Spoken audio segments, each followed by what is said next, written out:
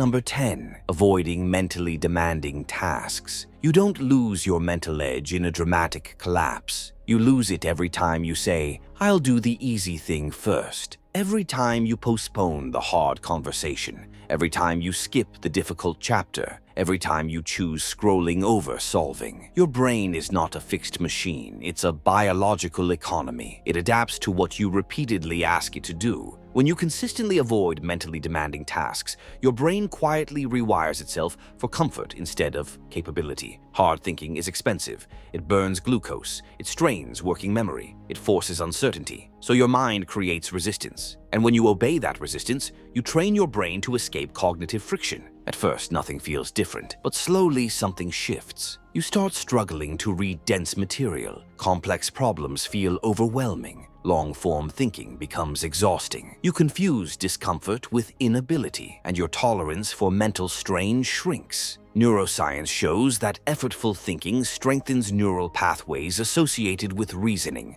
focus, and cognitive control. Avoidance does the opposite. It weakens those circuits through disuse. The brain follows a ruthless rule. What isn't used gets optimized away. This is how intelligent people slowly become mentally soft. Not because they lack intelligence, but because they stopped challenging it. Avoiding demanding tasks doesn't protect your energy.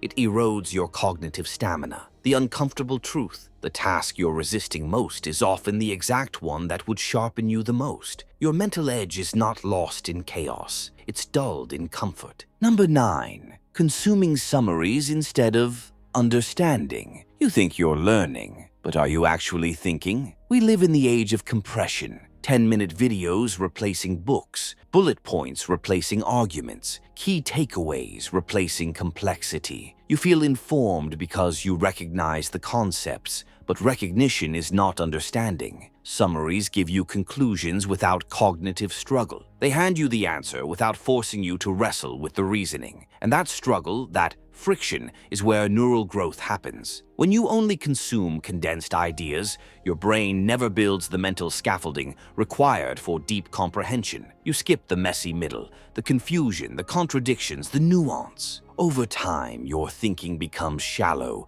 because it was never trained to go deep. There's a dangerous illusion here. Fluency feels like mastery. When something sounds familiar, your brain relaxes. It mistakes exposure for competence. But try explaining that idea from scratch. Try defending it under pressure. Try applying it in a real situation. That's when the cracks appear. Depth requires time. It requires sitting with complexity long enough for your mind to reorganize itself around it. Summaries remove that time. They remove the cognitive load. And without load, there is no strengthening. This habit slowly reshapes how you process information.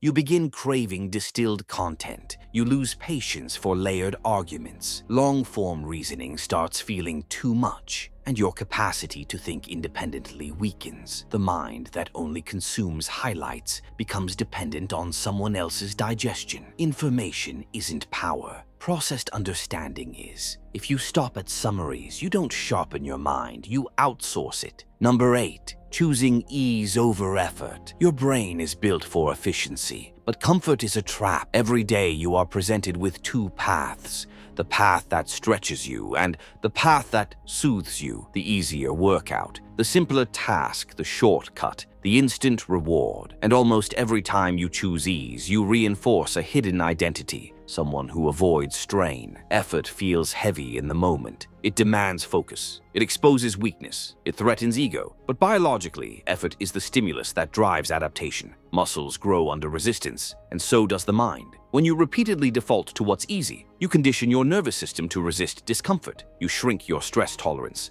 Small challenges start feeling large. Minor setbacks feel overwhelming. Your threshold for frustration lowers. And here's the dangerous part. Ease compounds. You choose the easy task today. Tomorrow, your brain expects the same. Over weeks, your baseline shifts. What once felt manageable now feels exhausting. Not because you became weaker overnight, but because you trained yourself to avoid pressure. High performers don't enjoy effort more than you do. They simply tolerate it longer. They understand that the discomfort is not a signal to stop.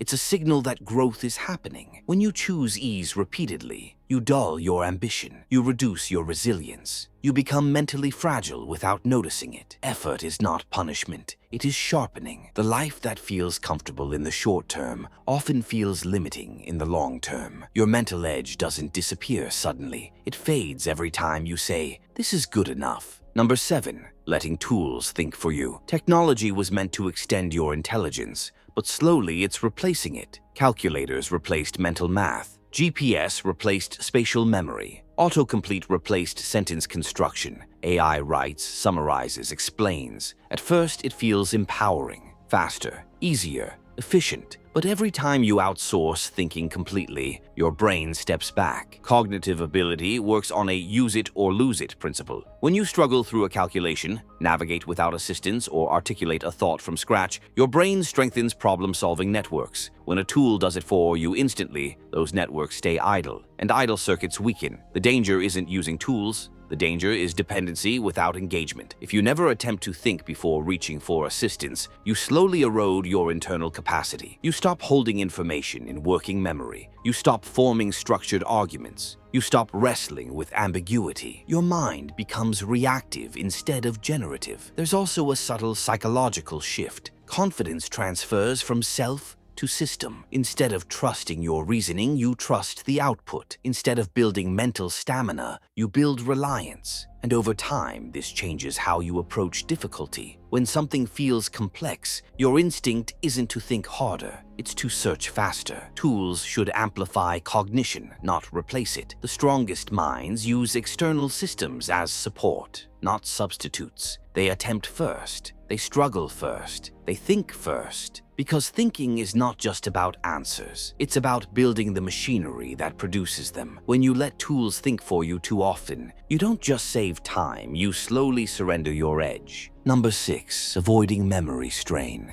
If you never try to remember, your brain stops trying to store. Think about how often you reach for your phone instead of your mind. A date, a fact, a direction, a name. Why remember it when you can retrieve it in seconds? It feels harmless, practical even. But memory is not just storage. It is structure. Every time you actively recall something, you strengthen neural pathways. Retrieval forces the brain to reconstruct information, and that reconstruction deepens understanding. When you avoid that effort, you interrupt the reinforcement process. The memory trace weakens instead of solidifying. There's a biological cost to convenience. When recall becomes rare, your working memory capacity shrinks. You struggle to hold multiple ideas at once. Complex reasoning becomes harder because reasoning depends on retained information. You can't connect dots you don't carry in your head. More importantly, memory strain builds cognitive endurance. The act of remembering under pressure strengthens focus, discipline, and mental organization. Avoiding it makes the mind passive. You begin to rely on external storage as your primary brain. Notes, bookmarks, saved posts. But saved is not integrated. Stored is not understood. If knowledge lives outside you, it doesn't shape how you think. It only sits there, and slowly you notice something subtle. Your recall feels slower. Your thoughts feel fragmented. Your conversations lack depth because you can't access layered ideas in real time. Memory isn't about hoarding information. It's about building internal architecture. When you stop challenging recall, you don't just forget facts. You weaken the very framework that makes deep thinking possible. Number 5, skipping deep focus entirely. Your mind was designed for immersion, but you rarely let it enter that state anymore. Deep focus is not just concentration. It is a neurological shift. When you work on a single demanding task for an extended period, your brain synchronizes. Distractions fade, time distorts. Complex patterns begin to reveal themselves. This is where breakthroughs live, but most people never reach that layer. Notifications interrupt, tabs multiply, attention fractures into micro-slices. You skim, switch, skim again, and your brain adapts to fragmentation. It becomes excellent at starting and terrible at sustaining. The cost is invisible at first. You lose the ability to stay with difficulty long enough to understand it. Problems feel boring before they feel clear. Projects feel overwhelming because You never enter the phase where clarity compounds. You operate on the surface, mistaking activity for progress. Neurologically, shallow attention trains shallow thinking. Constant switching increases cognitive residue. Part of your mind stays attached to the previous task. This reduces working memory and weakens reasoning quality. You feel busy but mentally foggy. Deep focus builds something rare. Cognitive depth. It strengthens prefrontal control, patience, and high-level abstraction. Without it, your thoughts become reactive and scattered. You struggle to produce original ideas because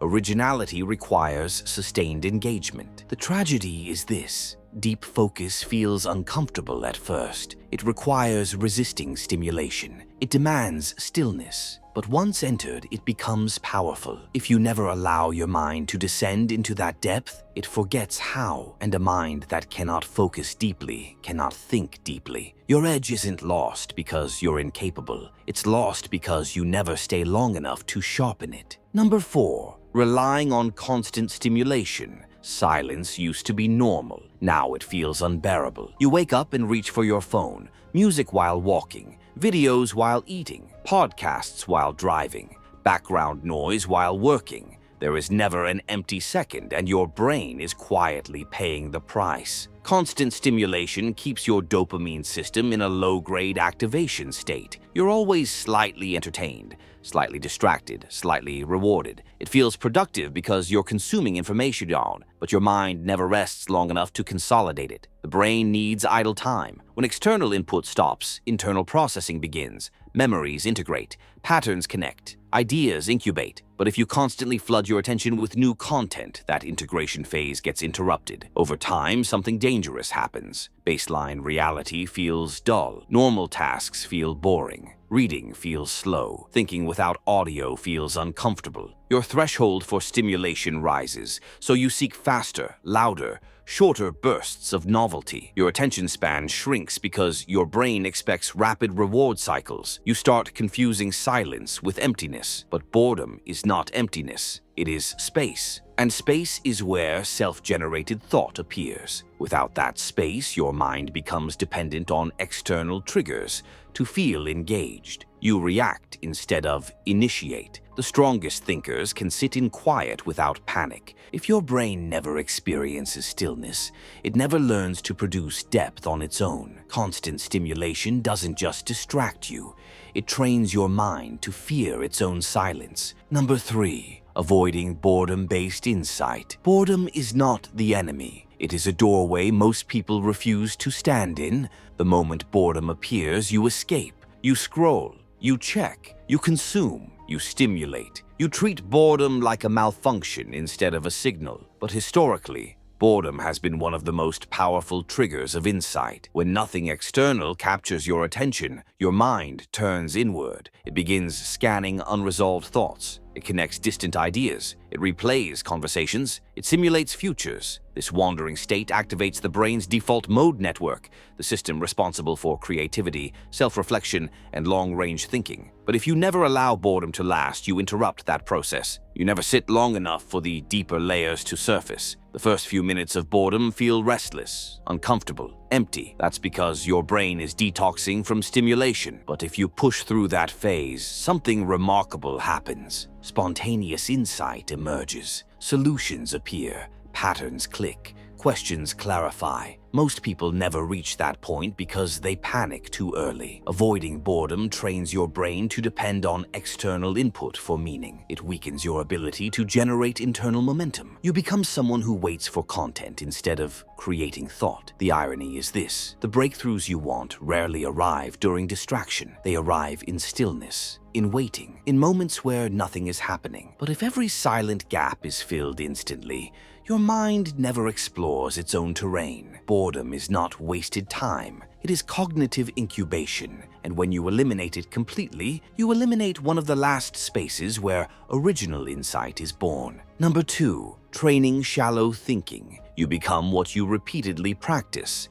And most people are practicing surface-level thought, quick takes, short captions, headline reactions, hot opinions formed in seconds. You skim, react, move on. Your brain gets very good at speed, and very bad at depth. Shallow thinking isn't about intelligence, it's about habit. When you rarely analyze arguments fully, your reasoning muscles weaken. You stop asking second-order questions. You stop tracing consequences. You stop challenging assumptions, including your own. Instead of examining ideas, you categorize them quickly. Agree, disagree, scroll. Over time, this rewires your cognitive style. You become uncomfortable with nuance. You prefer binary answers. Complex debates feel exhausting because you're not used to holding multiple variables at once. Your patience for layered reasoning shrinks. And here's the hidden damage. Shallow thinking feels efficient. It gives you the illusion of being informed. You can comment on everything, you can react instantly, but when confronted with a complex problem that requires sustained analysis, your mind stalls. It hasn't been trained for depth, it's been trained for speed. Deep thinking requires deliberate slowing. It demands curiosity instead of certainty. It forces you to sit with contradictions